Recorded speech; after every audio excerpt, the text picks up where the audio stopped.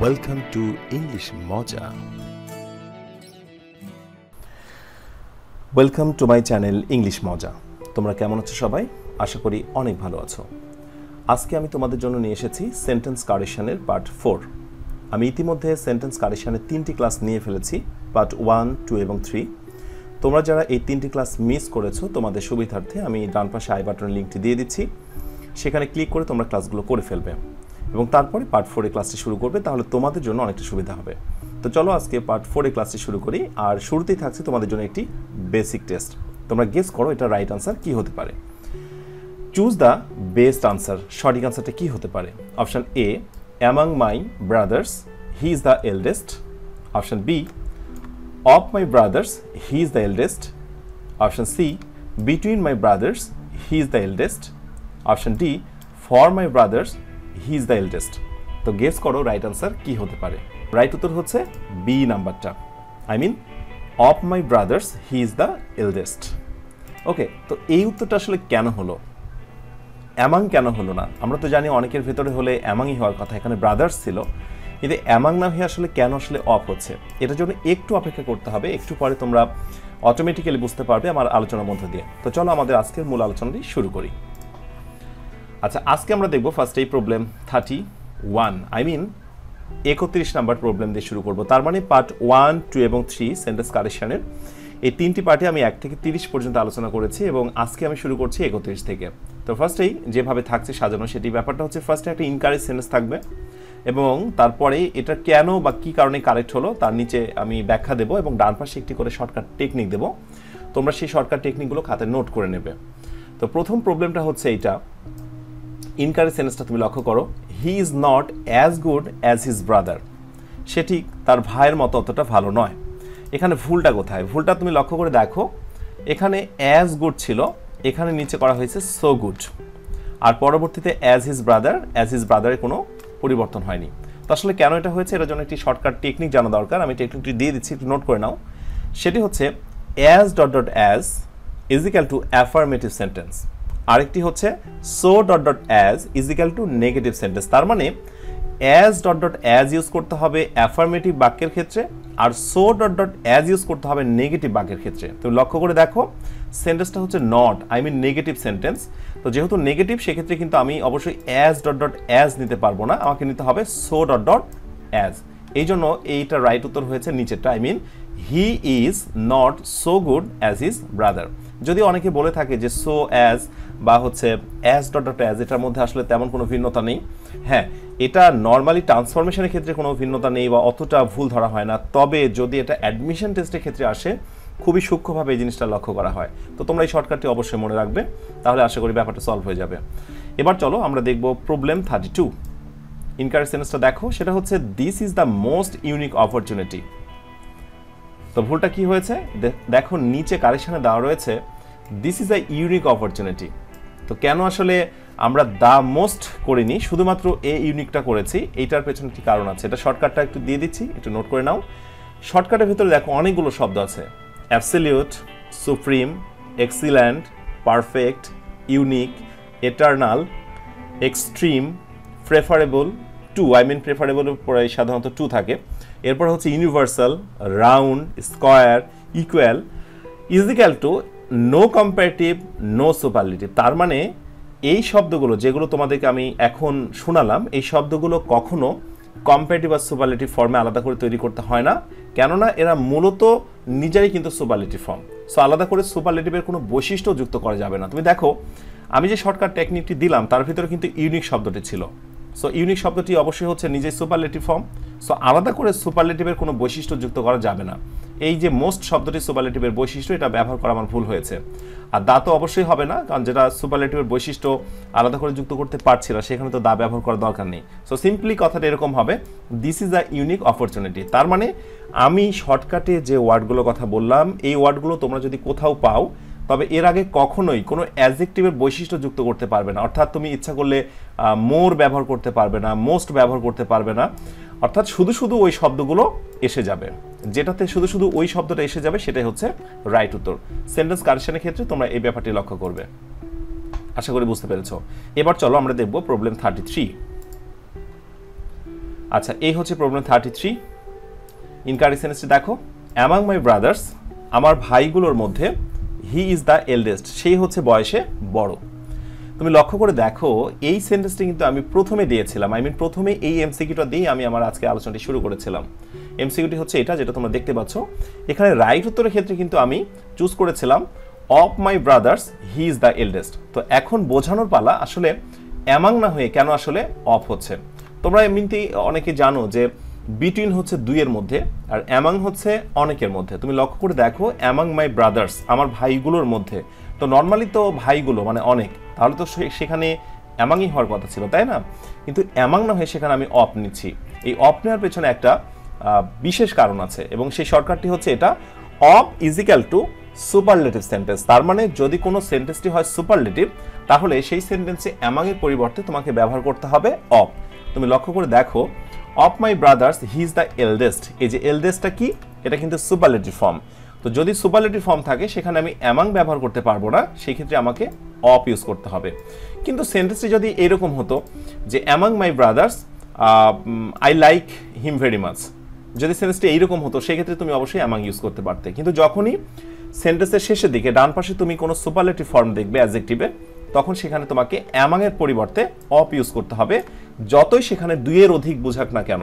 আশা করি বুঝতে পেরেছো। আর এরপরে দেখবো হচ্ছে প্রবলেম 34 হচ্ছে ইনকারেক্ট সেন্টেন্সটা আগে দেখো, it is getting hotter day by day. এটা বাংলা দাঁড়াচ্ছে এটা দিন দিন বেশি গরম হচ্ছে। তো এখন দিন দিন বেশি গরম হচ্ছে, ক্রমান্বয়ে কোনো কিছু বেড়ে যাওয়া, ক্রমান্বয়ে কোনো কিছু হ্রাস পাওয়া, এক্ষেত্রে একটা স্ট্রাকচার তোমাকে জানতে হবে। শর্টকাটটি একটু দেখে নাও। শর্টকাটটি হচ্ছে ক্রমান্বয়ে বৃদ্ধি বা হ্রাস is equal to getting plus comparative and comparative. তার মানে গেটিং এর পরে দুই পাশে দুইটা কম্পারেটিভ হবে অ্যান্ডের আগে পরে। তুমি দেখো এখানে ইট ইজ গেটিং, হ্যাঁ আমি গেটিংটা করেছি, এরপরে কি করেছি হটার। তুমি দেখো হটার কিন্তু দুইবার হয়েছে, আমার শর্টকাটেও কিন্তু বলা ছিল যে অ্যান্ডের আগে পরে দুইবার কম্পারেটিভ হবে হটার, এবং তারপরে বাকি যা আছে তাই।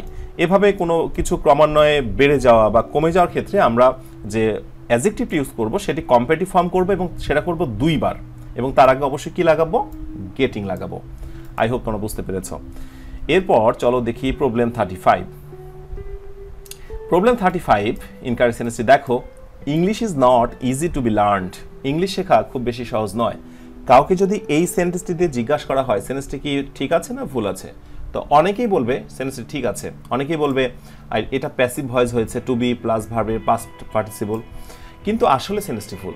কারণটা কি, এইটার জন্য একটা শর্টকাট টেকনিক জানা দরকার। সেই শর্টকাট টেকনিক তোমরা নিয়ে নাও, সেটি হচ্ছে adjective plus infinitive, to plus ভার্বের বেস ফর্ম। তার মানে অ্যাডজেক্টিভের পর যখন কোনো কিছু থাকবে পরবর্তীতে বা বসাতে চাইবে সেটা কিন্তু হবে ইনফিনিটিভ, টু প্লাস ভার্বের বেস ফর্ম। তুমি লক্ষ্য করে দেখো এটা কারেকশনে যেটা হয়েছে, ইংলিশ ইজ নট ইজি, হ্যাঁ এই যে ইজিটা এসছে, এবং তারপরে টু বি লার্নড না, নর্মালি কিন্তু টু লার্ন, যেটাকে আমরা বলছি ইনফিনিটিভ।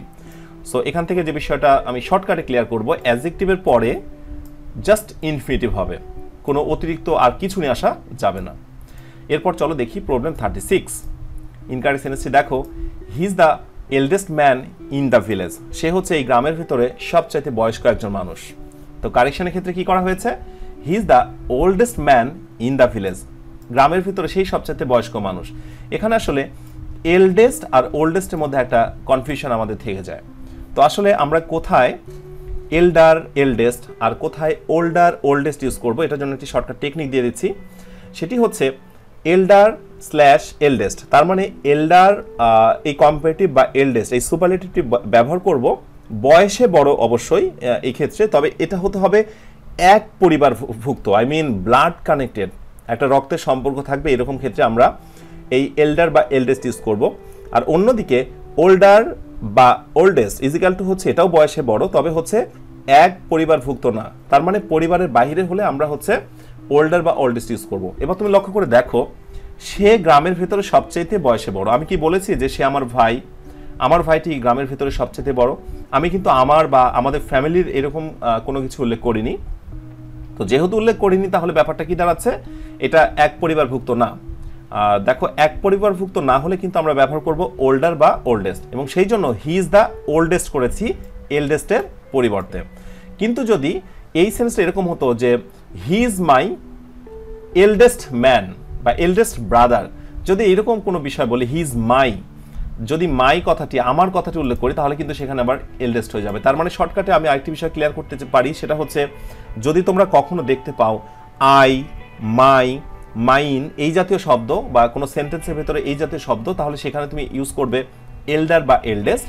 আর নর্মালি যদি শুধু এইটা বোঝো যে গ্রামের ভেতরে বড়, এলাকার ভেতরে বড়, এইসব ক্ষেত্রে তুমি ওল্ডার বা ওল্ডেস্ট ইউজ করবে। আই হোপ বুঝতে পেরেছো। এরপর চলো দেখি প্রবলেম 37।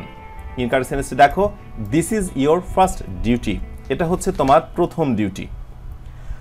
আর এটা কারেকশনের ক্ষেত্রে কি হয়েছে, this is your foremost duty. তার মানে ব্যাপারটা কি দাঁড়াচ্ছে, যেখানে ফার্স্ট ছিল সেটা তুলে আমি কি দিয়েছি, ফরমোস্ট দিয়েছি। তো এই ফার্স্ট কোথায় বসে আর ফরমোস্ট কোথায় বসে, এটার জন্য তোমাকে একটি শর্টকাট টেকনিক জানতে হবে। শর্টকাটটি দিয়ে দিচ্ছি, শর্টকাটটি হচ্ছে ফার্স্ট ইজ ইকাল টু সর্বপ্রথম। ঠিক আছে, সর্বপ্রথমের ক্ষেত্রে আমরা ফার্স্ট ইউজ করব, আর ফরমোস্ট ইজ ইকাল টু সবচেয়ে বেশি। তো তোমরা এটা মনে রাখবে যে ব্যক্তির ক্ষেত্রে ইউজ করতে হয় ফার্স্ট, আর ব্যক্তির দায়িত্ব কর্তব্যের ক্ষেত্রে ইউজ করতে হয় ফরমোস্ট।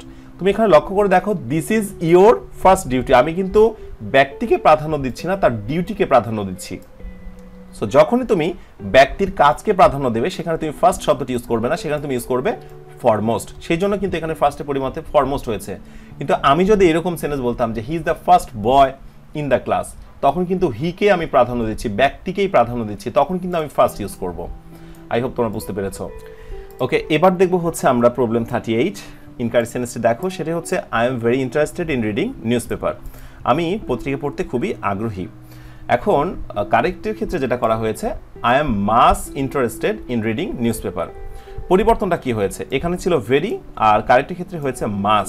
তো কেন আসলে ইন্টারেস্টেডের আগে ভেরি না হয়ে ইন্টারেস্টেডের আগে কেন মাস নিচ্ছি, এটার জন্য একটি শর্টকাট টেকনিক আগে দেওয়া দরকার। সেটি হচ্ছে very is equal to positive adjective, I mean positive degree থাকবে, তারপরে অথবা থাকবে প্রেজেন্ট পার্টিসিপল। আর মাস কখন বসবে, much is equal to comparative adjective বা পাস্ট পার্টিসিপল। তুমি এবার লক্ষ্য করে দেখো, ইন্টারেস্টেড এটা কিন্তু পাস্ট পার্টিসিপল ফর্মে হয়ে আছে, এবং সেই জন্য কিন্তু এটার আগে আমরা কি দিয়েছি, মাস দিয়েছি। এখন যদি কোনোভাবে পজিটিভ ডিগ্রি থাকতো, যেমন জাস্ট লাইক ভেরি গুড, তো এই যে গুড যদি থাকতো জাস্ট লাইক পজিটিভ ফর্মে, তাহলে তার আগে আমরা ভেরি ইউজ করতাম। আর যখনই পাস্ট পার্টিসিপল ফর্মে থাকবে অথবা কম্পারেটিভ ফর্মে থাকবে জাস্ট লাইক বেটার, তখন আমাকে বলতে হবে মাস বেটার, আমি বলতে পারবো না ভেরি বেটার। আর very good, much better. I hope তোমরা বুঝতে পেরেছ। এবার চলো আমরা দেখি হচ্ছে 39 নাম্বার। ইনকারেক্ট সেন্টেন্সটা দেখো, সেটা হচ্ছে the roads of Dhaka are wider than Rajshahi. বাংলাটা হচ্ছে এরকম যে ঢাকার রাস্তাগুলো রাজশাহীর রাস্তা থেকে একটু বেশি প্রশস্ত। কারেক্টের ক্ষেত্রে কি হয়েছে, the roads of Dhaka are wider than those of Rajshahi. আমরা কি করেছি, এখানে একটা দোজ অফ ব্যবহার করেছি। তো কেন আসলে দোজ অফটি ব্যবহার করলাম, এর পেছনে কারণটি হচ্ছে, যেটা এই শর্টকাট তোমাকে ব্যাপারটা ক্লিয়ার করে দেবে, সেটি হচ্ছে noun singular is equal to that of, আরেকটি হচ্ছে noun plural is equal to those of. তার মানে আগে তুমি যে নাউনটি ব্যবহার করবে সেই নাউনটি যদি কখনো প্লুরাল হয় তাহলে তুমি ইউজ করবে দেনের পরে দেন দোজ অফ। আর আগের নাউনটি যদি হয় সিঙ্গুলার, জাস্ট লাইক এখানে রোডস না হয়ে রোড হয়েছে, রোডস না হয়ে রোড হয়েছে বা হয়, তাহলে এখানে তুমি দেন দোজ অফ না, তখন করতে হবে দেন দ্যাট অফ। আশা করি বুঝতে পেরেছো। আর এইটা আসলে দেন দ্যাট অফ বা দোজ অফ ব্যবহার করার পেছনে যেটা কারণ, সেটা হচ্ছে এই সেন্টেন্সটা মূলত লিখতে গেলে এরকম হতো, the roads of Dhaka are wider than the roads of Rajshahi. তো এই যে রোডস কথাটি দুইবার ব্যবহার করা হচ্ছে, এই দুইবার ব্যবহার না করে তুমি যদি একবার ব্যবহার করতে চাও প্রথমেই, আর পরবর্তীতে ওই রোডসকে আবার ইঙ্গিত করতে চাও, তাহলে যেহেতু প্লুরাল হয়েছে রোডস, এই জন্য তোমাকে ইউজ করতে হবে দোজ অফ। আর যদি রোডস না হয়ে শুধু রোড হতো তাহলে তুমি ইউজ করতে দ্যাট অফ। এটা হচ্ছে গ্রামাটিক্যাল একটা রুল, একটা ওয়ার্ড দুইবার ব্যবহার না করলে এভাবে অর্থটা ক্লিয়ার করা যায় দ্যাট অফ এবং দোজ অফের ব্যবহার করে। প্রবলেম 40, অ্যান্ড এটা হচ্ছে আজকে আমাদের আলোচনার লাস্ট রুল। ইনকারেক্ট সেন্টেন্সটি দেখো, সেটি হচ্ছে উই ইনভাইটেড 500 গেস্ট। আমরা 500 গেস্টকে ইনভাইট করেছিলাম, দাওয়াত করেছিলাম। এখানে ভুলটা কোথায় হয়ে গেছে, কারেক্টের ক্ষেত্রে দেখো উই ইনভাইটেড 500 গেস্টস, এখানে 100-এর সঙ্গে একটা এস ছিল, হান্ড্রেডস, বাট পরবর্তীতে শুধু হয়েছে 100।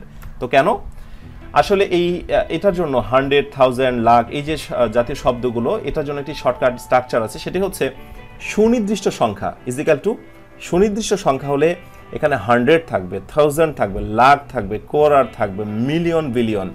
অর্থাৎ এগুলোর সঙ্গে কোনো এস ইউজ করা যাবে না, কিন্তু সুনির্দিষ্ট সংখ্যা নয়, অনেকগুলো বোঝাবে। যদি হয় তাহলে hundreds, thousands, lakhs, crores, millions, billions এই জাতীয় শব্দগুলো আমরা ব্যবহার করতে পারি। তো এখন তুমি লক্ষ্য করে দেখো, এখানে কিন্তু আমি নির্দিষ্ট করে বলেছি যে কত মানুষকে দাওয়াত করেছিলাম, 500। সো 500 ইংলিশ কি হবে, 500। বাট আমি যদি এরকম কোনো বাংলা বলতাম যে আমি শত শত গেস্টকে দাওয়াত করেছিলাম, তাহলে বলতে হতো we invited hundreds guest. Okay, so যখন শত শত, হাজার হাজার বোঝাবে, তখন হান্ড্রেডস, থাউজেন্ডস, মিলিয়নস, বিলিয়নস এগুলোর সঙ্গে এ যুক্ত করা যায়। আশা করি তোমরা বুঝতে পেরেছো। তো এই ছিল মূলত আজকের কারেকশনের পার্ট 4 এর আলোচনা। যদি তোমরা বুঝতে পারো তাহলে আমার পরিশ্রমটি সার্থক হয়েছে ভাববো। তোমরা যারা এই জাতীয় গ্রামারে আলোচনা ইন ফিউচারে পেতে চাও তাদেরকে বলবো সাবস্ক্রাইব করে আমার সঙ্গে থাকো। আর তোমরা যারা সাবস্ক্রাইব করে ফেলেছো তোমাদেরকে অসংখ্য ধন্যবাদ। পরবর্তী আরও সুন্দর কোনো লেসন নিয়ে খুব শীঘ্রই তোমাদের সঙ্গে কথা হবে। ততদিন পর্যন্ত তোমরা সবাই নিজেরা ভালো থেকো আর অন্যকেও ভালো রেখো। টাটা, বাবাই।